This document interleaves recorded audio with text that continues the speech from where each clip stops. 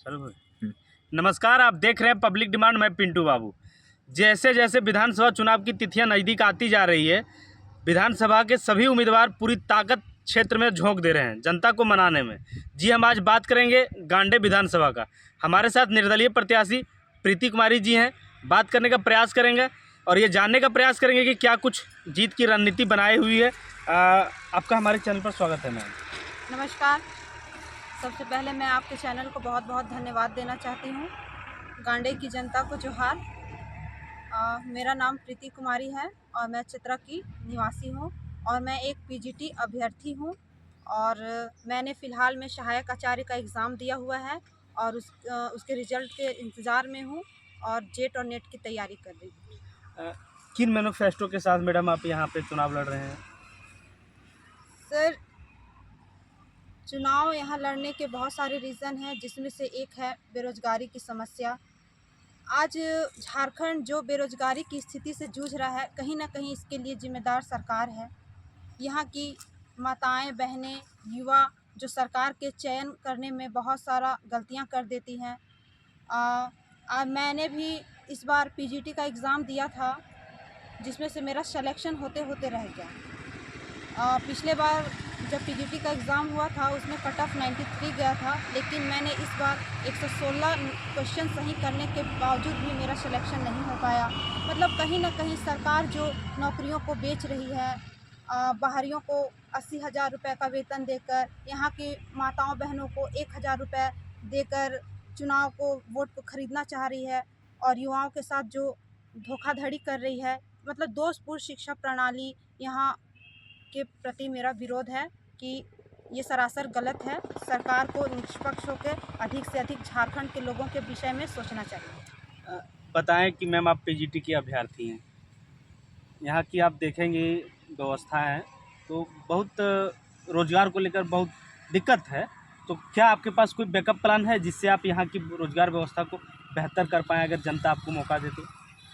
Sir, अगर जनता मुझे मौका देती है तो सबसे पहले जितनी भी आगामी भर्तियां हैं या फिर जो अभी कुछ दिन पहले जो सिलेक्शन हुआ है, चाहे वो पीजीटी का हो या फिर आप देख ही रहे हैं कि 2 बार 3 बार लगातार 2016 से एसएससी सीजीएल का एग्ज़ाम हो नहीं पा रहा है। होता है तो रिज़ल्ट में रोक लग जाता है, या फिर रिज़ल्ट किसी तरह आ गया तो फिर पैसा से सीट बेच दिया जा रहा है। मतलब स्टूडेंट के साथ टोटल धोखाधड़ी है। यहाँ की जो जनता है या फिर लोग हैं या फिर स्टूडेंट है, बहुत संघर्षशील हैं।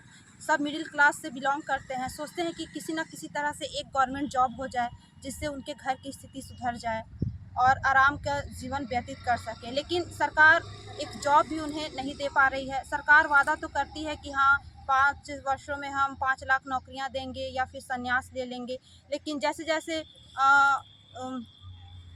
सरकार मतलब सरकार बनता है, लेकिन फिर वो अपनी बातों से पीछे मुड़ जाती है, भूल जाती है और कोरोना का बहाना लगा देती है।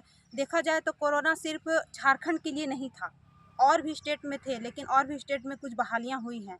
लेकिन झारखंड एक ऐसा राज्य है जहां पर बहाली के नाम पे ज़ीरो है, और अगर बहाली हुई है तो सारा सीट को बेच दिया गया है। झारखंड सरकार की जो योजनाएं चल रही है, मैया सम्मान योजना है, अबू आवास है, सावित्रीबाई फुले योजना और भी बहुत तरह की योजना है, उन सारी योजनाओं को आप कैसे देखते हैं? ठीक है, सरकार की योजनाएं हैं, ये सराहनीय है और कहीं ना कहीं मैं भी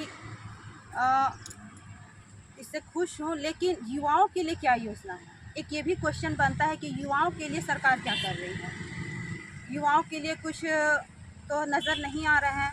युवा देख रहे हैं कि डिप्रेशन में जा रहे हैं, किसी का उम्र निकल जा रहा है, किसी का विवाह नहीं हो पा रहा है। और ऐसा नहीं है कि परिवार का जिम्मेदारी सिर्फ पुरुषों पर है, महिलाओं पर भी है। बहुत सारी लड़कियां हैं जो कुछ करना चाहती हैं। आज कहीं ना कहीं अगर महंगाई भी बढ़ रहा है तो कहीं ना कहीं बेरोज़गारी इसकी समस्या है।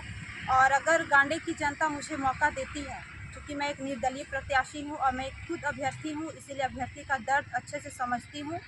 और कि अगर मुझे गांडे की जनता मौका देती है तो मैं सारे एग्ज़ाम जो हुए हैं बहाली, उसमें सीबीआई की जांच की मांग रखूँगी और सरकार से निवेदन करूँगी कि पुनः सीजीएल का एग्ज़ाम लिया जाए और इस वैकेंसी को रद्द किया जाए। गांडे में आप धरातल स्तर पर देखिएगा तो बेरोजगार ज़्यादा है।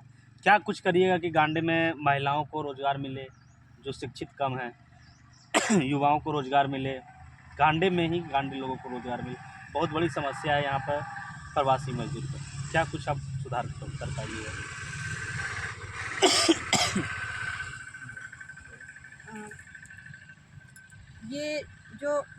अ, ये जो मैं कल्पना सोरेन जी मैया सम्मान योजना जो चला रही हैं, तो ये कहीं न कहीं बेरोज़गारी की समस्या को, मुझे ऐसा लगता है कि कहीं न कहीं महिलाओं को सशक्तिकरण ना बनाकर उसे और कमज़ोर बना रहा है।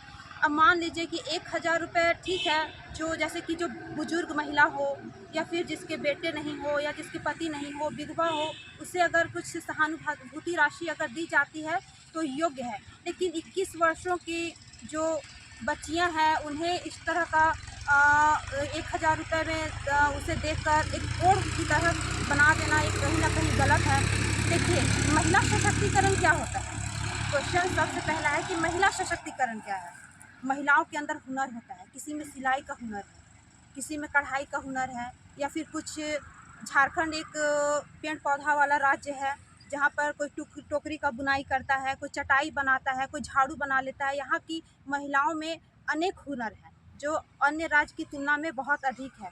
लेकिन यहाँ की महिलाओं को 1000 रुपये देकर जो मैया सम्मान योजना की तरह जो ठगा जा रहा है, उनके हुनर को दबाया जा रहा है। मैं उनके हुनर को बढ़ाने का प्रयास करूँगी।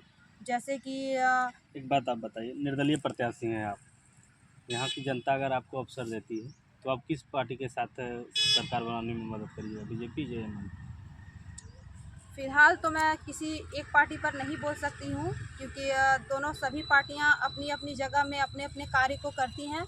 और मेरा पर्सनली किसी पार्टी से या फिर ये जो बीजेपी की उम्मीदवार हैं मुनिया देवी या फिर कल्पना जी से कोई निजी नहीं है। वो नहीं है। आप लेकिन देखिएगा बीजेपी का मैनिफेस्टो, वो सालाना 2100 रुपये देने की बात कर रही है, गैस सिलेंडर फ्री 2 फ्री देने की बात कर रही है, रोज़गार अगर नहीं देते हैं तो बेरोज़गार भत्ता देने की बात कर रहे हैं। इन सब को कैसे देख रहे हैं आप? यही तो बात है ना कि जब जब चुनाव आता है तो सबको बेरोजगारी भत्ता, गैस सिलेंडर और ये 2100 रुपया, कोई 2500 रुपया, कोई 1100 रुपया एक चंदे की तरह सब याद आ जाता है। लेकिन जैसे चुनाव जीत जाते हैं 5 वर्षों के बाद सब भूल जाते हैं। रहा सवाल बीजेपी का, तो मुनिया देवी बहुत ही अनुभवी महिला जी हैं और हमसे उम्र में बड़ी भी हैं, तजुर्बा भी हैं और बहुत अच्छे व्यक्तित्व की हैं। और वो एक ऐसी महिला है जो भविष्य में गिरिडीह की सांसद बन सकती हैं और वो बनेंगी, उनमें इतना है काबिलियत।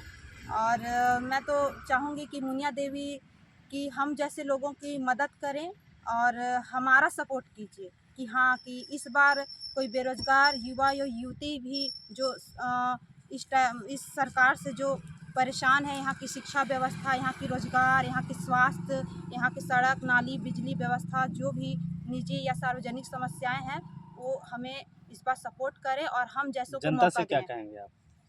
जनता से हाथ जोड़कर फिर से ये अपील करती हूँ कि इस बार निर्दलीय प्रत्याशी हूँ मैं, प्रीति कुमारी, जो आपके विधानसभा क्षेत्र में आई हूँ।